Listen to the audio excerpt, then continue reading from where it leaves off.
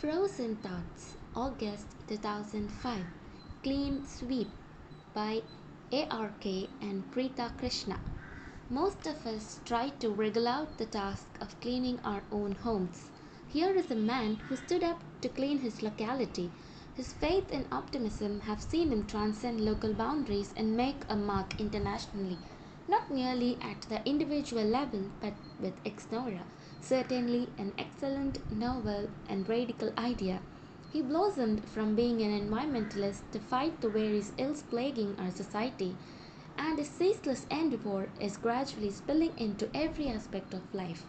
Environmentalist, social reformer, and activist, writer, motivator, and trainer, meet the versatile M.B. Nirman. How did the idea of reaching out come about? I firmly believe that whatever happens in life is a godly act. God keeps sending sparks all the time. In fact, there is always a shower of sparks. All you have to do is be receptive. Everyone gets such sparks. Great people have become what they've become because they spotted the spark and acted upon it without losing time. I always make a note of the sparks I get, and my life is an account of my responses to those sparks from God. I began as a zero with no credential to boast of. After my graduation, I joined Indian Overseas Bank as a clerk. To fulfill my mother's desire to live in our own house, I took a loan from our bank. All I could manage was a house surrounded by slums. The area was strewn with garbage and cow dung. It was more or less an open public convenience. I got the spark that while I could not relocate myself to a better environment, I could definitely improve the environment around me. Another spark came when I was working as a branch manager at Chengalpet. Once, when I had gone to a nearby village to meet a customer, I saw a girl reading under the streetlight. What use is electricity? I wondered if it hasn't reached all homes even a century after its discovery. With the help of the local authorities, I approached the state government and got what is called cheap electricity, minimum power supply to have a 40-watt bulb to every house in that village. This was the first time it was introduced in our country. Impressed with my work, the management posted me to Hong Kong. My experience there created a deep yearning to emulate their attitude and systems in our country. On my return to Chennai, I was posted as the manager of a branch housed in the office of the Director of Medical Services. Ironically, the headquarters for medical services or a very unhygienic look. With the help of my staffs and those working in the various government departments, I organized a campaign to clean up the campus. All these events led me to start ExnoRa. Everyone desires a clean environment, but not many want to get down to the actual job. How do you motivate people? Gathering a crowd was a problem in the initial stages. I realized that it was better to go to places where people were already gathered rather than undertake the task of gathering them.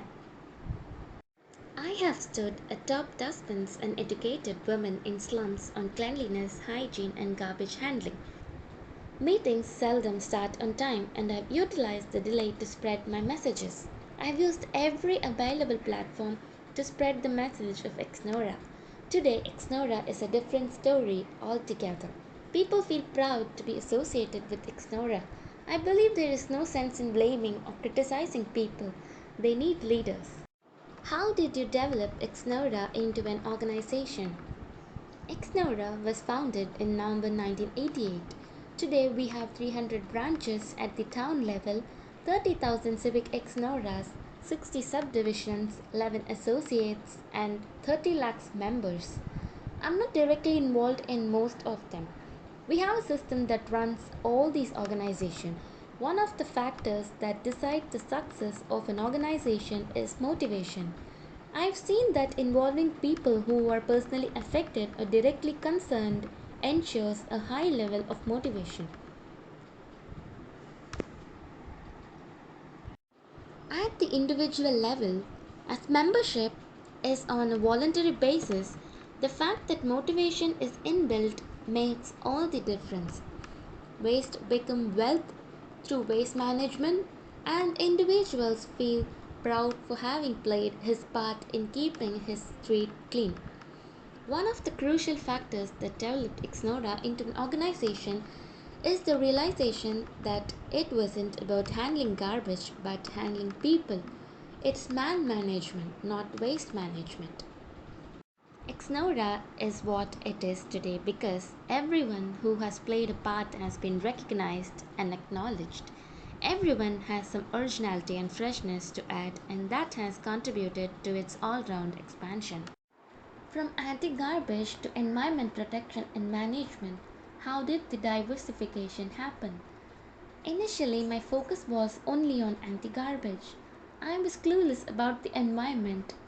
As my campaign started picking up, people started calling me an environmentalist. The title stuck on, and I expanded my activities to befit the tag. In the 50th year of independence, I looked back at what I had contributed to the nation. I realized that I had been working only on fighting pollution, which I considered the world's enemy. It occurred to me that I had to work at other levels too, as there were much greater tasks to be attended to. The greatest enemy threatening our nation is corruption. We started Fifth Pillar to fight corruption and consumer rights violation. Our society is rife with communalism, racism, casteism, religionism, regionalism, etc. To fight these enemies of society, we started MA. Ma stands for motherliness, a universal feeling that transcends gender, caste, or social status.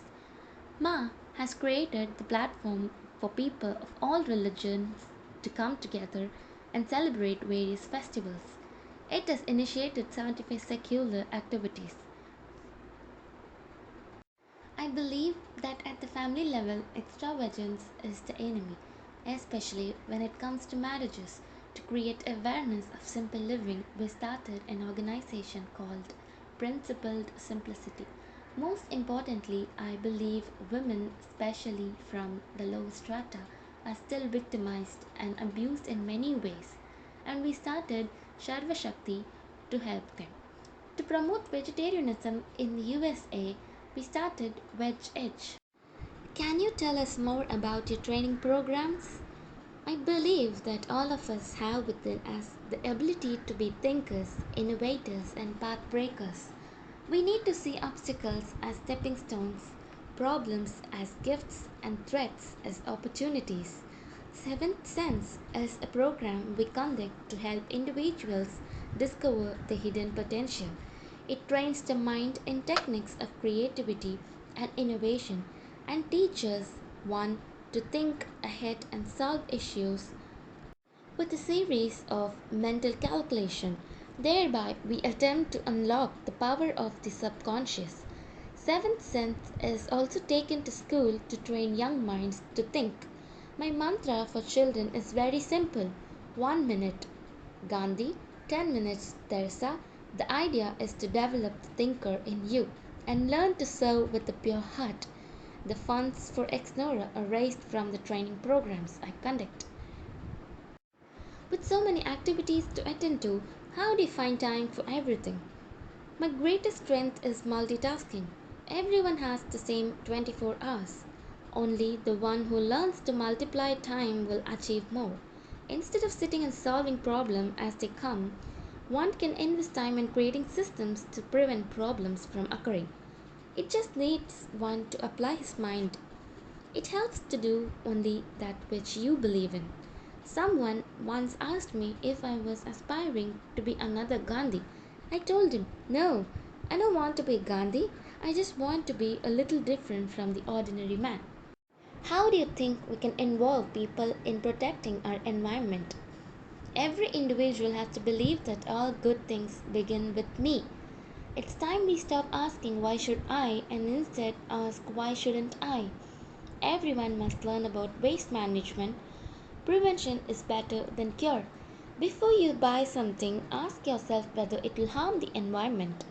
Avoid unnecessary packing materials as even repeated recycling is hazardous. I would like to stress here that eating at a hotel is more environment friendly than a takeaway. I believe that Pareto's principle applies to everything. 80% of the people can be reached by going to 20% of places, and the way I found to do that is through schools. Once we have enrolled the participation of children and teachers, parents automatically get roped in. At ExnoRa, we understand that people are busy as their time is divided by many activities. The solution we give is the option theory. If you have the time, do it, else make it a habit. Simply great. He believes children are the future. We believe we owe our future to his pioneering effort in protecting the environment on this side of the globe. A self effacing man who nonchalantly brushes aside his achievements, for he believes there are greater causes to be met. His humility is indeed great.